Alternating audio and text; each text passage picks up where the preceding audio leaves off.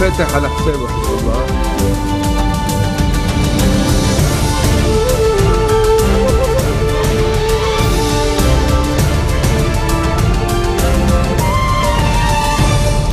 Nouvelle édition de la rédaction, merci d'être au rendez-vous. À la une de l'actualité, le Conseil des ministres à Riyad, le gouvernement saoudien appuie la décision du Conseil de coopération du Golfe de déclarer le Hezbollah groupe terroriste.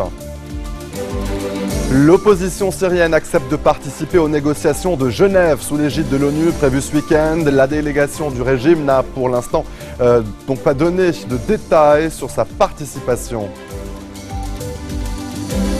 Crise des migrants, un sommet UE-Turquie a lieu ce lundi à Bruxelles. Parmi les pistes évoquées, la fermeture de la route des Balkans. Conseil des ministres à Riyad ce matin, le gouvernement saoudien a appuyé la décision du Conseil de coopération du Golfe de déclarer le Hezbollah groupe terroriste. Au Liban, les tractations politiques en vue de régler la crise entre Beyrouth et Riyad se multiplient. Nous ferons le point avec Philippine de Clermont-Tonnerre dans quelques instants. La vidéo scandale que la classe politique libanaise corrompue ne veut pas que vous voyez. Déclaration du collectif Vous Puez sur sa page Facebook. Les activistes ont publié ce lundi cette vidéo choc filmée par un drone envoyé au-dessus des décharges plus ou moins sauvages qui jonchent le Liban. Le collectif appelle à manifester le samedi 12 mars, place Riyad Solh, dans le centre-ville de Beyrouth, sous le slogan « Le dernier avertissement ». Vous Puez dénonce depuis le début de la crise en juillet 2015 l'incurie du gouvernement sur le dossier des déchets et la corruption rampante et généralisée. L'opposition syrienne devrait se rendre à la deuxième séance de pourparlers à Genève ce vendredi, annonce ce matin du Haut Comité des négociations syrien. Ce sont les premières discussions de paix organisées depuis l'entrée en vigueur le 27 février dernier de l'accord sur la cessation des hostilités conclu entre Washington et Moscou. L'opposition a demandé que la question de la transition politique soit abordée dès le début des discussions. La délégation du régime n'a pas pour l'instant donné donc de détails sur sa participation. À Alep et ses environs, les combats continuent entre membres des différentes factions armées parties du conflit, rebelles syriens, militants kurdes et djihadistes. 14 civils ont été tués et des dizaines d'autres blessés ce dimanche par des tirs de mortier et de roquettes qui ont frappé un marché d'Alep. Des tirs en provenance de quartiers tenus par les rebelles, selon la télévision d'État. Dans le reste de l'actualité, à Bruxelles, 28 chefs d'État et de gouvernement du continent se réunissent ce lundi 7 mars avec les représentants de la Turquie.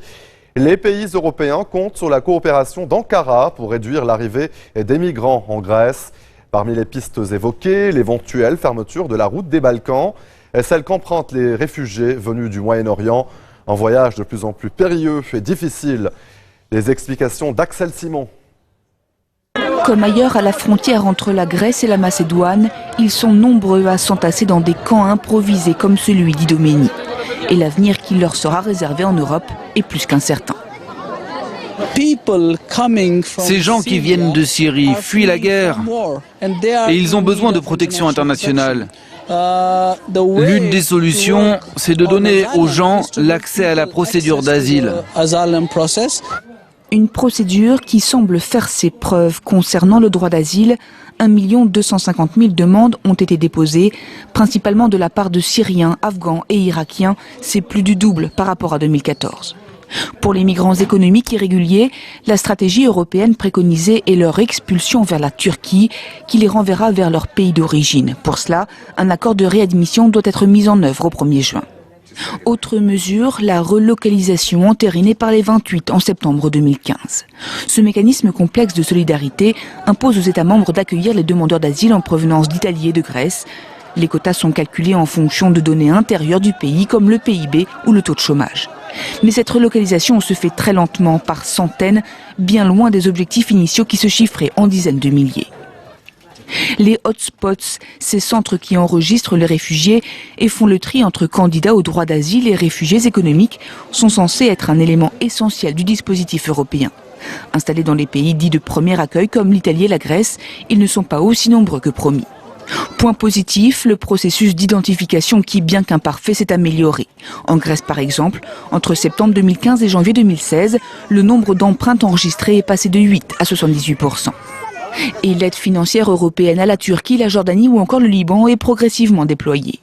Mais pays par pays, les mesures nationales sont parfois critiquées par Bruxelles. Au total, 8 États membres ont unilatéralement rétabli les contrôles à leurs frontières, comme la Macédoine, la Slovénie ou encore l'Autriche. 2 passeurs écroués en Turquie après un nouveau naufrage d'un bateau de migrants qui a fait 25 morts ce dimanche au large de Didim, dans le sud-ouest du pays. Mais ce nouveau drame ne freine pas les passeurs dans les quartiers d'Istanbul où les migrants négocient leurs tickets pour l'avenir. Lucie Debiol. Pour beaucoup, cette place d'Istanbul est une simple étape de plus dans leur long voyage vers l'Europe. Ces migrants s'apprêtent à embarquer dans des voitures, direction la côte ouest de la Turquie. Ali fait partie d'un groupe de trafiquants d'êtres humains. Son rôle est de surveiller la police. Les passeurs surveillent la place et quand il n'y a ni police ni danger, ils disent « venez ». Une fois arrivés sur la côte, les migrants sont embarqués sur des canots pneumatiques. Leur objectif, rejoindre la Grèce. Les trafiquants gagnent en moyenne plus de 20 000 € par traversée. Bien sûr, il y a des passeurs qui ne se préoccupent pas de savoir s'il y a de grosses vagues ou s'il n'y en a pas. À partir du moment où ils récupèrent les migrants, ils veulent s'en débarrasser le plus rapidement possible.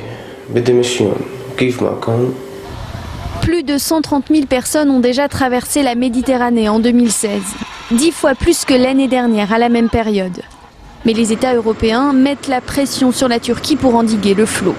En février, ces bateaux de passeurs ont été interceptés par les gardes-côtes turcs. 146 000 migrants ont été stoppés l'année dernière et ce nombre augmente grâce à nos dernières mesures. De plus en plus de personnes sont arrêtées. Malgré ces efforts, peu sont dissuadés de tenter la traversée. Majid Mohamed et sa famille se cachent ici, en attendant une occasion de franchir la mer Égée. J'ai pris le risque de mourir avec mes enfants en mer au lieu de rester en Syrie. Pourquoi ? La mort est ici et la mort est là-bas. Je préfère mourir ici qu'en Syrie. Tout risqué pour une nouvelle vie, mais le long de cette côte, les nombreux débris rappellent ceux qui ont déjà tenté le voyage. Et retour au Liban où les tractations politiques, je vous le disais, donc ces tractations en vue de régler la crise entre Beyrouth et Riyad se multiplient. On fait le point avec Philippine de Clermont-Tonnerre. Conseil des ministres ce matin à Riyad. Rassemblé autour du roi Salman, le cabinet ministériel réitère. Le gouvernement saoudien appuie la décision du Conseil de coopération du Golfe de déclarer le Hezbollah groupe terroriste. Une réponse succincte à une longue diatribe lancée la veille par Hassan Nasrallah aux monarchies arabes. Nous ne voulons ni argent, ni armement, ni soutien, ni quoi que ce soit. Fichez la paix à ce pays et à ce peuple. Après la suspension d'une aide de 3 milliards de dollars à l'armée libanaise, on veut croire à l'apaisement. Les visites aux officiels saoudiens se multiplient et d'autres monarchies du Golfe tentent de jouer les médiateurs. Après une rencontre avec le chef de la diplomatie koweïtienne, Mohamed Machnouk s'est voulu optimiste. Les mesures prises par Riyad ne visent pas le gouvernement libanais. Le royaume apprécie la prise de position du Premier ministre Tamam Salam. Il n'y aura pas d'escalade du royaume contre le Liban. Les tensions entre les deux parties sont maintenant derrière nous. Mais le froid entre Riyad et Beyrouth inquiète. Le Liban craint de nouvelles représailles. Si ce gel des relations avec l'Arabie Saoudite devait perdurer, l'économie du pays en serait directement affectée. Comment alors calmer la colère du parrain saoudien ? Officiellement, Riyad n'aurait pas digéré les déclarations du ministre libanais des Affaires étrangères au Caire. Gebran Bassil s'était alors abstenu de condamner le saccage de l'ambassade saoudienne à Téhéran. Des incidents eux-mêmes provoqués par l'exécution en Arabie Saoudite du chef religieux Nemer al-Nemer. Ce jeudi, tous les regards seront tournés vers le chef de la diplomatie libanaise qui sera de retour en Égypte, Gebran Bassil, qui d'après certains médias serait en train de coordonner avec Tamam Salam la teneur exacte de sa prochaine déclaration. Et puis sachez qu'à l'issue de sa rencontre avec Mohamed Machnouk, le chef de la diplomatie saoudienne a réaffirmé que les armes françaises destinées au Liban resteront en Arabie. Restez des nôtres, on se retrouve après ceci.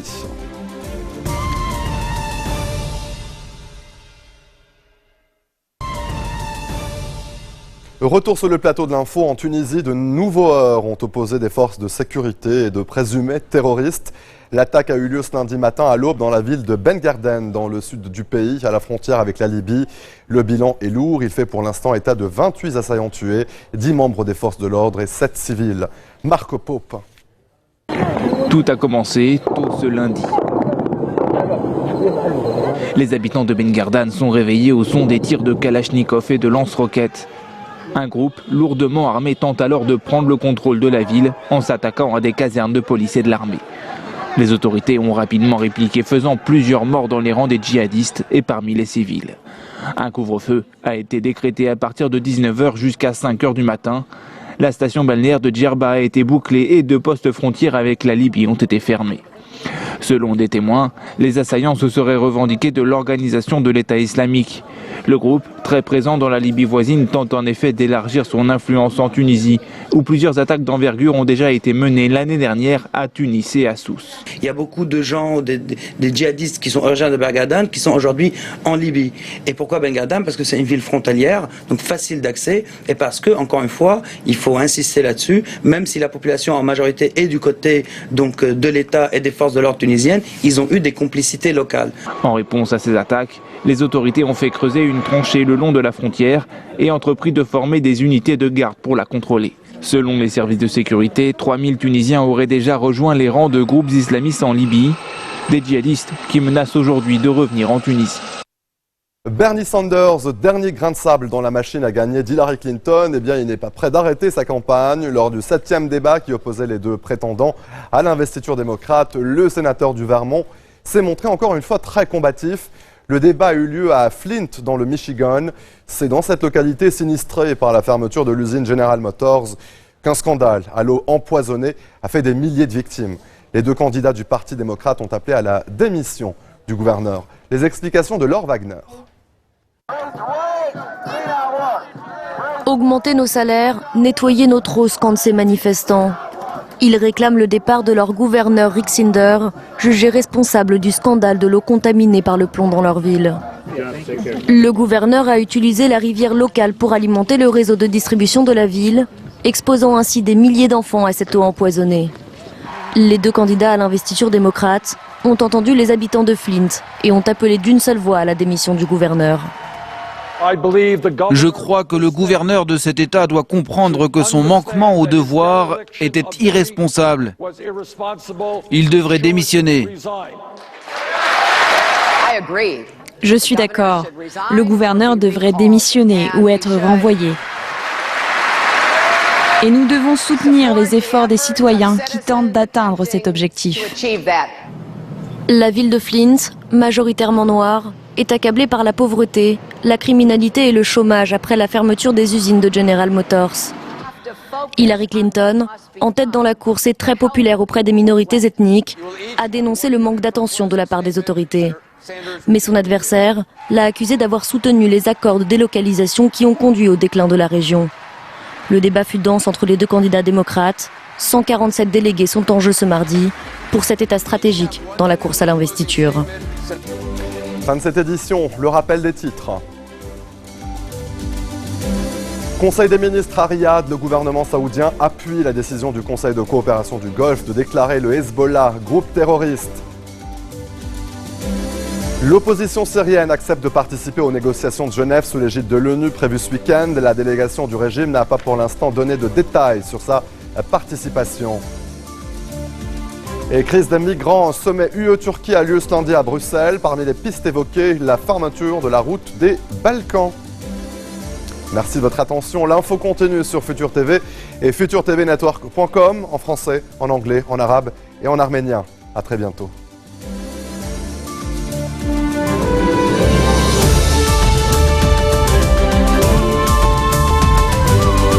اليوم فاتح على حسابه